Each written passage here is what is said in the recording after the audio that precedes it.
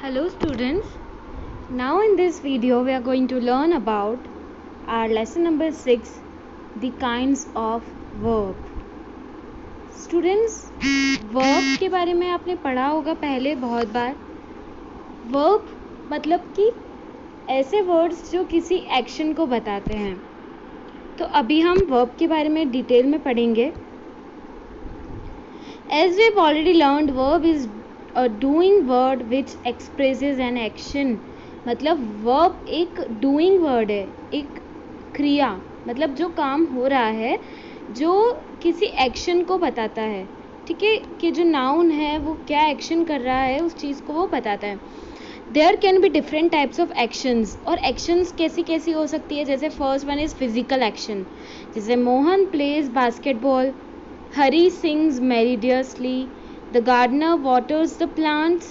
In the above sentences, plays, sings and waters are verbs which are expressing physical actions that are apparently visible. देखो, इन sentences में कुछ visible actions हो रही हैं, मतलब जो हमें दिखाई देती हैं फिजिकल एक्शन. जैसे प्ले, खेलना, ठीक है, ये एक फिजिकल एक्शन है. सिंग, गाना गाना भी फिजिकल एक्शन है. वाटर्स द प्लांट, मतलब प्लांट्स को पानी डालना, ये भी एक एक्शन हो गई. ठीक है, तो ये सारी जो वर्ब्स हैं वो कौन सी वर्ब्स हैं? The physical action verbs. Now mental action. I bless him for all the success. Bless, आशीर्वाद देना. ठीक है, तो ये एक मेंटल एक्शन है क्योंकि ये हमें दिखाई नहीं देती है. We can not touch it and neither we can feel it. They guessed the right answer. ठीक है, ये भी एक मेंटल एक्शन है. I wish I were a bird. Wish, काश, मतलब अपन बोलते हैं ना कि काश मैं ऐसा होता, काश ये हो जाता, काश ऐसा होता. ठीक है, तो ये भी एक क्या है? मेंटल एक्शन है क्योंकि फिजिकली हमें इससे कोई एक्शन दिखाई नहीं दे रही है. In the above sentences, bless, guessed and wish are the verbs which expresses the mental activity happening. A state of being. ठीक है, being वर्ड की को बताता है. जैसे Karishma is a beautiful girl, the players were happy, I am a doctor. In these sentences, is, were and am are verbs that expresses a state of being. They show that something exists. मतलब state of being मतलब ये बताते हैं कि कोई चीज़ exist करती है. ठीक है, The most important verb from this group is the verb to be. मतलब इसमें सबसे ज़्यादा important verb है to be. Okay, it is seen in the following forms. और ये जो to be verb है ये कौन सी forms में हमें दिखाई देती है? is, are, was, were, am, will be, etc. Okay. Now possession. That house has a beautiful lawn. Students, possession मतलब कि किसी चीज़ की ऑनरशिप को वो बता रहा है. जैसे that house has a beautiful lawn, दो singers have sweet voice, Shruti had fever last night. ठीक है, in the above sentences has, have, had are verbs that expresses possession. मतलब वो उस नाउन की पोजेशन को हमें बता रहे हैं. ठीक है, now kinds of verbs. There are mainly 3 kinds of verbs that are transitive, intransitive and ditransitive. अब ट्रांजिटिव वर्ब्स कौन सी होती है? जैसे mother cooked delicious food, what did mother do. हमें ट्रांजिटिव वर्ब्स का हमेशा क्वेश्चन का आंसर दिखाई देता है व्हाट में. ठीक है, जब हम उस सेंटेंस में व्हाट लगा के क्वेश्चन पुट करेंगे तो हमें जो ट्रांजिटिव वर्ब है वो एक आंसर की फॉर्म में मिलेगी. जैसे मदर कुक्ड डिलीशियस फूड, तो अगर मैं क्वेश्चन बनाऊँ व्हाट डिड मदर डू, तो यहाँ पर आंसर क्या आएगा? कुक्ड. अब cooked is the verb in the above sentence but it does not convey a complete meaning. लेकिन ये हमें सिर्फ एक कंप्लीट मीनिंग को नहीं बता रहा है. ठीक है, अगर मैं बोलूँगी सिर्फ कुक्ड तो ये कोई कंप्लीट मीनिंग नहीं, मतलब इसमें कुछ ना कुछ मुझे पीछे ऑब्जेक्ट जोड़ना ही पड़ेगा तब जाके ये सेंटेंस कंप्लीट होगा. To complete the meaning of the sentence, delicious food is important. ठीक है, we added the object delicious food to the verb cooked to complete its meaning. और कुक्ड वर्ड में जब मैंने डिलीशियस फूड को add किया तो उस सेंटेंस का एक कंप्लीट मीनिंग निकल के आया. Therefore cooked is a transitive verb which requires an object to make complete sentence. तो स्टूडेंट्स इसका मतलब क्या हो गया कि जब भी मैं किसी वर्ब में ऑब्जेक्ट को ऐड करूँगी पीछे और उसका एक कंप्लीट मीनिंग हो जाएगा, तो वो जो वर्ब्स हैं वो कौन सी वर्ब्स हैं? Transitive verbs. Now another examples, जैसे Mohan painted a picture, the lion killed a deer. यहाँ पर पेंटेड क्या है? वर्ब, और अ पिक्चर क्या है? ऑब्जेक्ट. ऐसे किल्ड क्या है? Verb, and a deer is object. ठीक है, तो मोहन, ठीक है, व्हाट डिड मोहन डू? तो इसका आंसर मैं दूंगी पेंटेड. अब पेंटेड ये कंप्लीट मीनिंग नहीं बता रहा है, तो पीछे ऑब्जेक्ट जोड़ूंगी या पिक्चर, कि उसने एक पिक्चर पेंट की, तब इसका कंप्लीट मीनिंग निकल गया, इसलिए ट्रांजिटिव वर्ब्स है. ऐसे ही द लायन डू व्हाट, तो उसने क्या किया? किल. अब किस चीज़ को किल किया है उसने? अ डियर, तो ये भी ट्रांजिटिव वर्ब है. ऐसे ही Nisha made, made is a verb and a doll is a object, played is a verb and match well is a object. Okay, a verb that requires an object to complete its meaning is called transitive verb. तो अब इसकी definition क्या हो गई कि एक ऐसी verb जो जिसे ऑब्जेक्ट की ज़रूरत होती है उसके मीनिंग को कंप्लीट करने के लिए, उसे हम कहते हैं transitive verb. The stars are twinkling, the child smiled, the teacher taught in the class, Resham speaks softly. In the above sentences, are, twinkling, smiled, thought, speaks are verbs.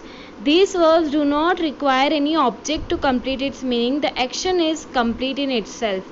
अब ये जो verbs हैं जो आपको इन sentences में दिख रही हैं, ये अपने आप में एक complete verb है, इन्हें ऑब्जेक्ट की कोई नीड नहीं है. जैसे द स्टार्स डू व्हाट, तो इसका आंसर मैं दूंगी आर ट्विंकलिंग, एंड ये एक खुद का मीनिंग बता रहा है. ट्विंकलिंग मतलब चमक रहा है, तो इसे कोई और ऑब्जेक्ट की नीड नहीं है, इसलिए. ठीक है, और ऐसे द चाइल्ड स्माइल्ड, और स्माइल्ड भी अपने आप में कंप्लीट वर्ब है. रेशम स्पीक्स, ठीक है, ये भी कंप्लीट वर्ब है.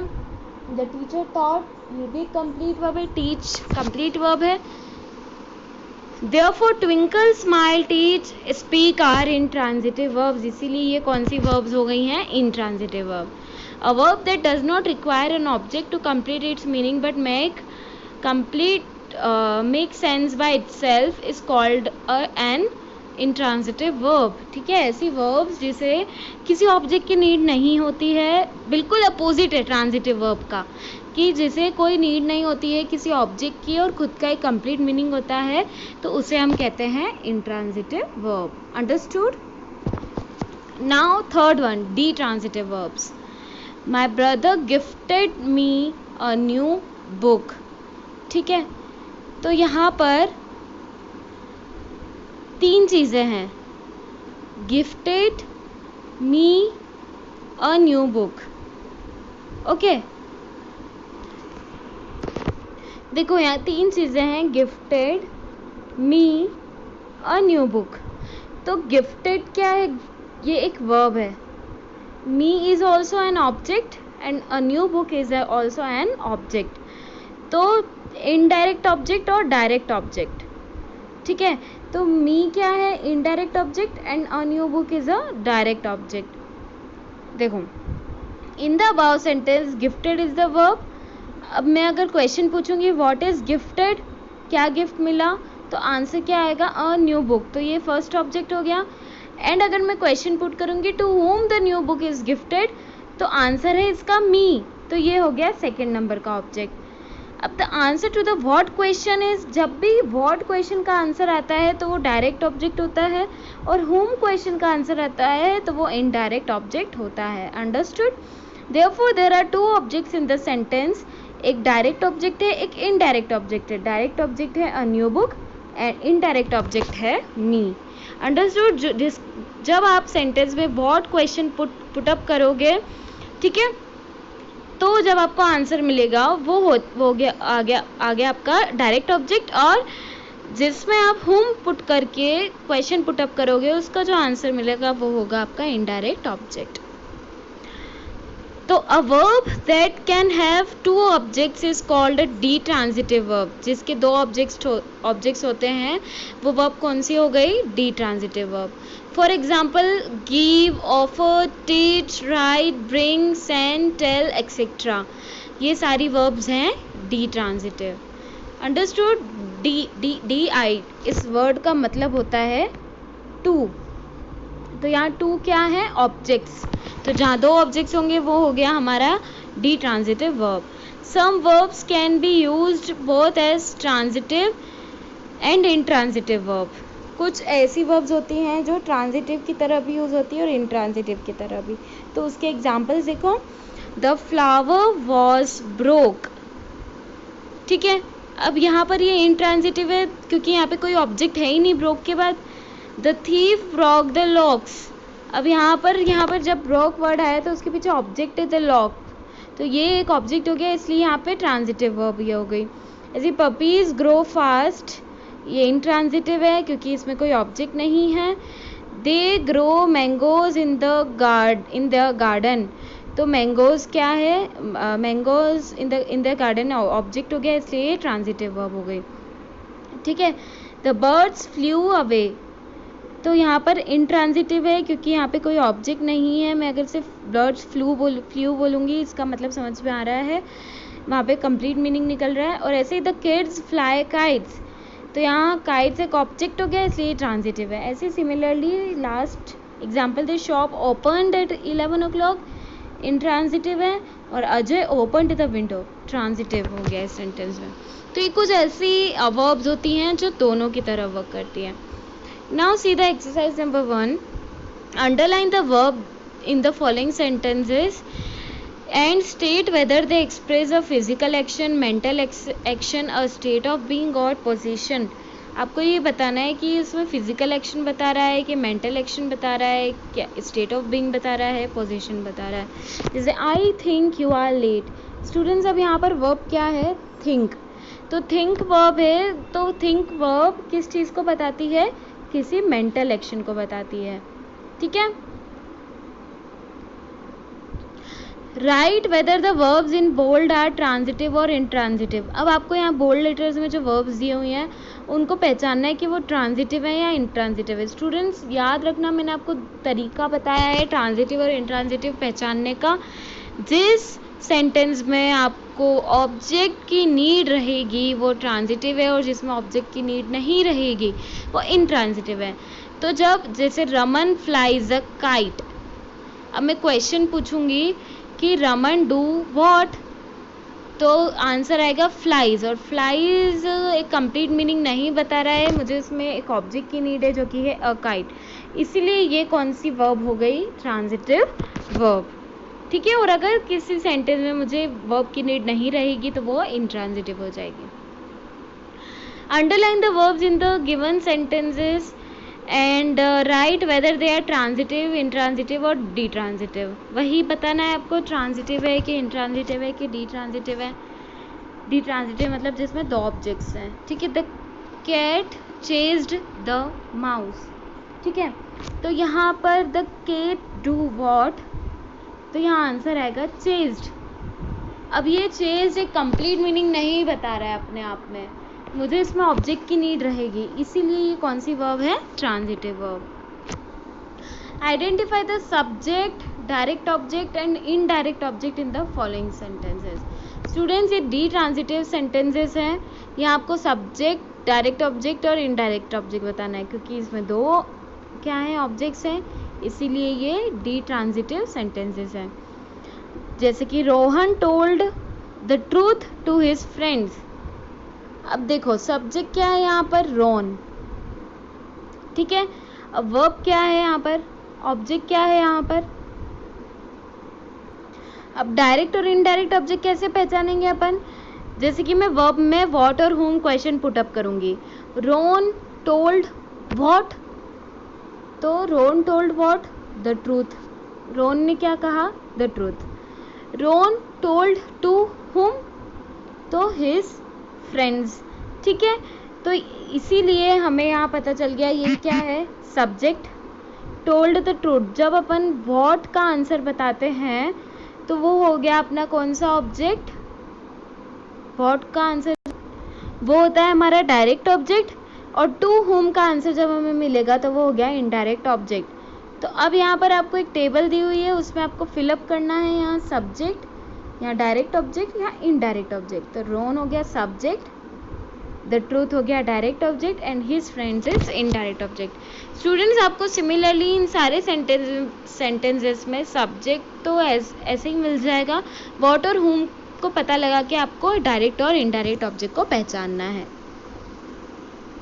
एंड लास्ट वर्ड सर्च, आपको इसमें से 10 वर्ब्स, हिडन वर्ब्स को फाइंड आउट करना है। आपको एक वर्ब यहाँ दे रखी है एडमायर, ऐसे ही raise, die, see, break, have,